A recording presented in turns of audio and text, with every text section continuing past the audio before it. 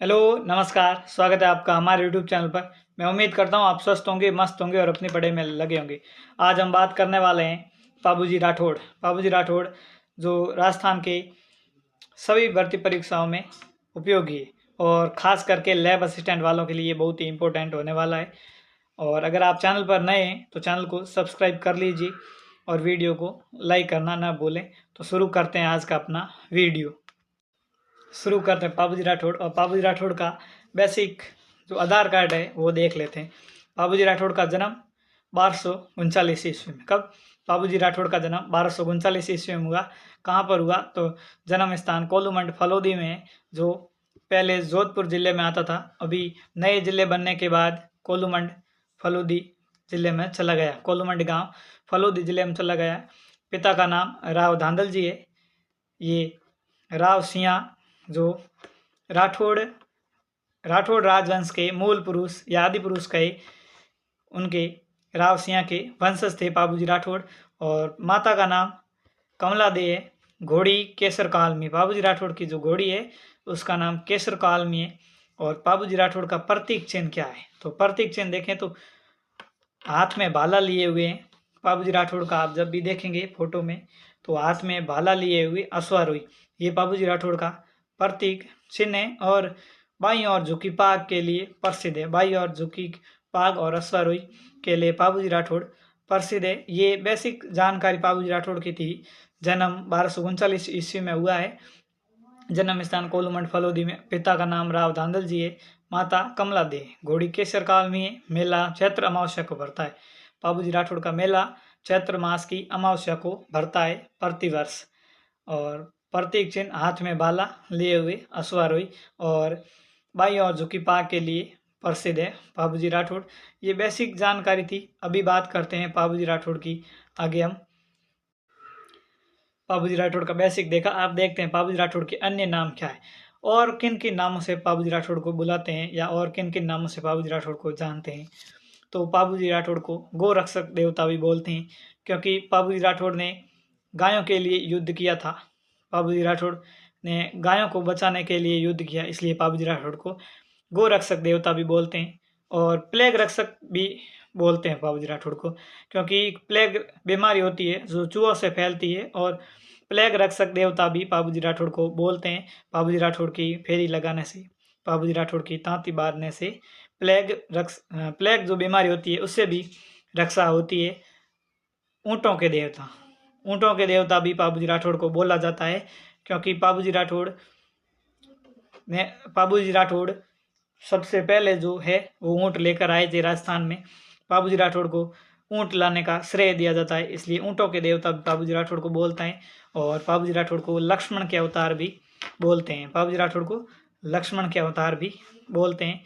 और लोक देवता बाबूजी राठौड़ देवल सारणी की गायों की रक्षा करते हुए देचू गांव में वीर गति को प्राप्त हुए थे। किसकी? देवल सारणी, जिसकी घोड़ी बाबूजी राठौड़ शादी में लेकर जाते हैं, तो उसकी गायों की रक्षा करने के लिए बाबूजी राठौड़ जाते हैं।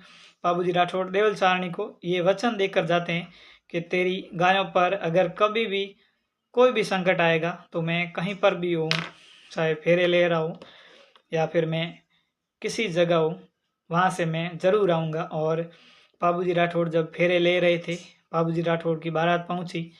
बाबूजी राठौड़ की बारात जहाँ पहुँची अमरकोट। कहाँ पर? बाबूजी राठौड़ की शादी अमरकोट के सोडा राजकुमारी के साथ हुई थी, सूरजमल सोडा की पुत्री के साथ।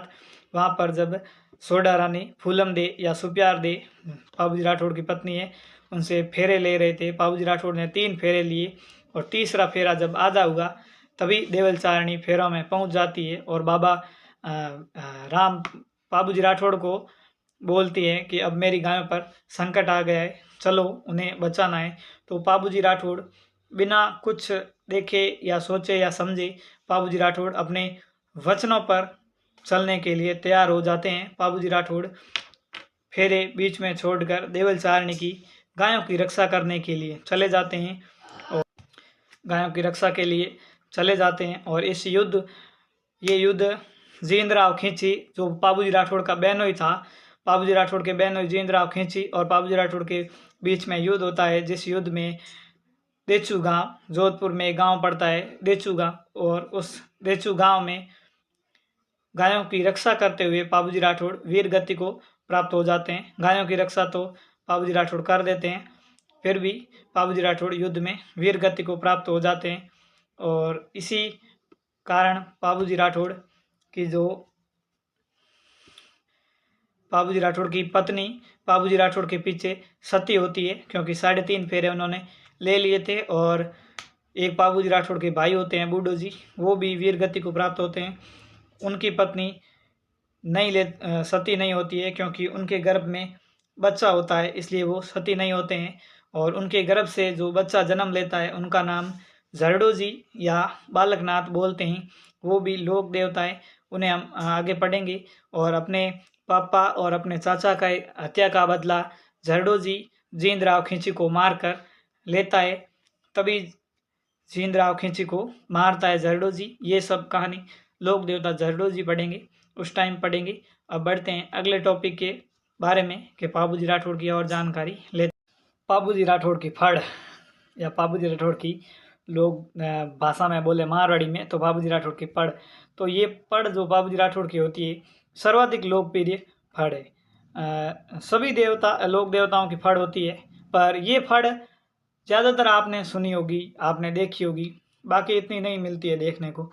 पर ये सबसे ज़्यादा सर्वाधिक देखने को मिलती है पाबूजी राठौड़ की फड़। सर्वाधिक लोकप्रिय फड़ है, चांदी से निर्मित होती है ये फड़। और ये फड़ विशेष लोगों द्वारा बाँची जाती है, हर कोई इसे नहीं बाँचता है। ये फड़ का वाचन भील जाति के भोपों द्वारा ये फड़ बाँची जाती है, और बहुत अच्छी तरीके से बाँची जाती है। कभी मौका मिले तो ज़रूर इस फड़ को देखना, इस फड़ को देखना।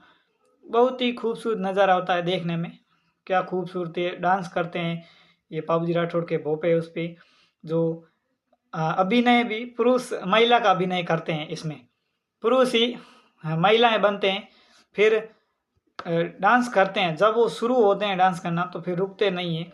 ये एक पाबूजी की कृपा ही बोल सकते हैं, क्योंकि बहुत ऐसे थाली हाथ में लेके अलग अलग तरीके से डांस करते हैं। बहुत इनका अच्छा डांस होता है। और ये केवल रावण हत्ता वाद्य यंत्र के साथ इसका वाचन किया जाता है। हाथ में जो लेकर वो डांस करते हैं रावण हत्ता वाद्य यंत्र के साथ, उसी के साथ इसको बाँची जाती है। रात के समय में गांव में पाबूजी राठौड़ के हर गांव में होते हैं मंदिर, और मंदिर या वो चबूतरा बना के या चौकी चौतरा टाइप बना के उस पर होती है। उसके पास में गांव वाले, अभी तो ऐसा नहीं होता, गांव में भी ज़्यादातर रीति ख़त्म कर दी है।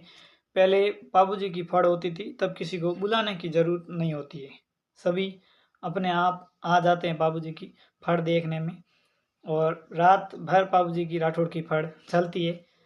बहुत आनंदित फड़ होती है पाबूजी राठौड़ की, कभी मौका मिले तो ज़रूर देखना। पर अपने परीक्षा में पाबूजी राठौड़ की फड़ के बारे में सर्वाधिक लोकप्रिय फड़ है, चांदी से निर्मित है और रावण हत्ता वाद्य यंत्र के साथ बाँची जाती है, और किसके भील जाति के भोपों द्वारा, इतना याद रखना है।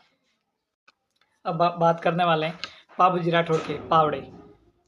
पाबूजी राठौड़ के पावड़े क्या है, तो ये एक प्रकार की लोक गाथा है। पाबूजी राठौड़ के पावड़े एक प्रकार की लोक गाथा है, यह रायका और रहबारी जाति के लोगों द्वारा गाई जाती है माठ वाद्य यंत्र के साथ।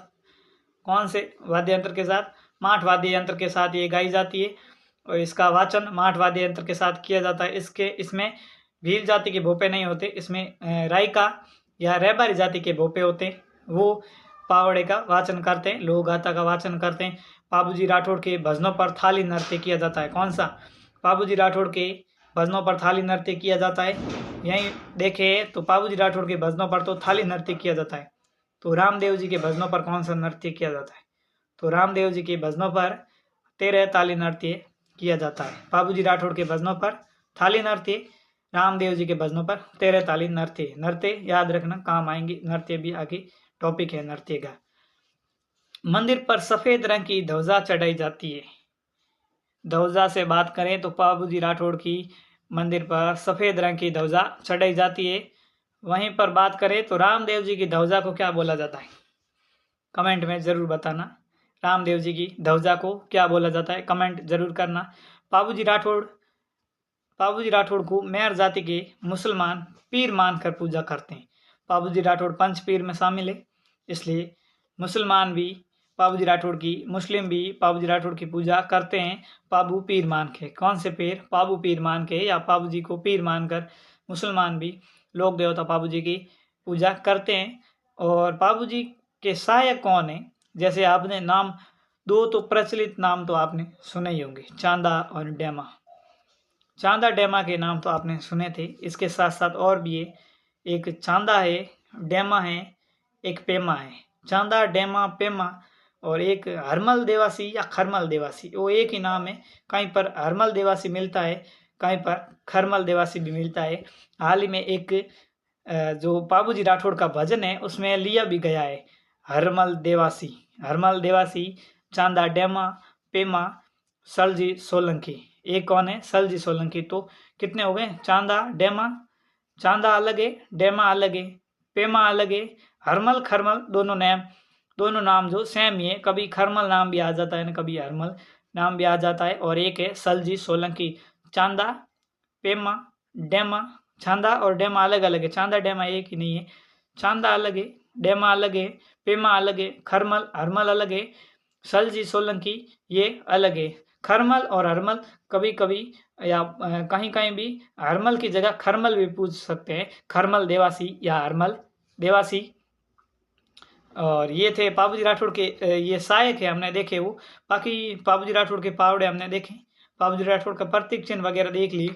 अभी बाबूजी राठौड़ की कुछ प्रमुख रचनाएं, उनके बारे में हम बात करते हैं कि बाबूजी राठौड़ के बारे में रचनाएं लिखी है, तो वो रचनाएं क्या क्या है, तो उनकी बात करते हैं बाबूजी राठौड़ की रचनाओं के बारे में। फिर उसके बाद हमारा टॉपिक समाप्त हो जाएगा। रचनाएं पढ़नी भी जरूरी है, क्योंकि कथन कारण के सवाल में रचनाएं पूछ सकते हैं। तो बढ़ते हैं रचनाओं की तरफ। अब बात करते हैं बाबूजी राठौड़ की प्रमुख रचनाएं। ये बाबूजी राठौड़ की रचनाएं हैं, जैसे बाबू प्रकाश, बीटू मियाजी, ये जो सब है, ये बाबूजी राठौड़ की प्रमुख रचनाएं। तो बाबू प्रकाश किसने लिखी है? तो आसिया मोड़ जी ने लिखी है। ये ऐसे उल्ट पुल्ट लिख दिया है, सपने में थोड़ी मिस्टेक होगी। बाकी आसिया मोड़ जी ने बाबू प्रकाश लिखा है। बाबूजीरा छंद या बाबूजीरा छंद, बाबूजी के छंद किसने लिखे हैं? तो बाबूजी के छंद बीठू मियाजी ने लिखे हैं। बाबूजीरा सोरठा रामनाथ कविया द्वारा लिखे हैं। और बात करें बाबूजीरा दोहा, तो लगराज द्वारा लिखे हैं, लगराज ने लिखे हैं बाबूजीरा दोहा। बाबूजी राठौड़ के बारे में जो दोहा है, उनके जीवनी पर जो जिन्होंने दोहे लिखे हैं, उनको किसने लिखे हैं? तो लगराज ने वो दोहे लिखे हैं। किस में लिखे हैं? बाबूजी दोहा में लिखे हैं। ये इनकी रचना है। बाबूजी के गीत, ये बांकीदास ने लिखे हैं। बाबूजीरा गीत बांकीदास ने लिखे हैं। बाबूजी की बात, ये लक्ष्मी कुमारी चूंडावत ने लिखी। किसने? बाबूजी की बात लक्ष्मी कुमारी चूंडावत ने लिखी है। और ये जो हमने पढ़ी, ये पूरी बाबूजी राठौड़ की रचनाएं थी। और आज का टॉपिक हमारा बाबूजी राठौड़ से रिलेटेड टॉपिक जो था, जितनी बातें मुझे उचित लगी एग्ज़ाम ओरिएंटेड, या मैंने जितना एनालिसिस किया है बाबूजी राठौड़ के बारे में, वो मैंने आपको पूरा दे दिया यहाँ पे। और आज का टॉपिक या आज का सेशन या आज का वीडियो, कुछ भी कहे, ये हमारा यहीं तक रहेगा। कल मिलेंगे हम नेक्स्ट वीडियो में अगले एक लोक देवता को लेकर, लोक देवता गोगाजी चौहान। और गोगाजी चौहान को हम एकदम पूरे कहानी सहित पढ़ेंगे और बढ़िया तरीके से पढ़ेंगे। तो मिलेंगे नेक्स्ट वीडियो में। अभी तक आपने सब्सक्राइब नहीं किया है चैनल को, तो प्लीज़ चैनल को सब्सक्राइब कर दीजिए। मिलते हैं नेक्स्ट वीडियो में, तब तक के लिए पढ़ते रहिए, बढ़ते रहिए।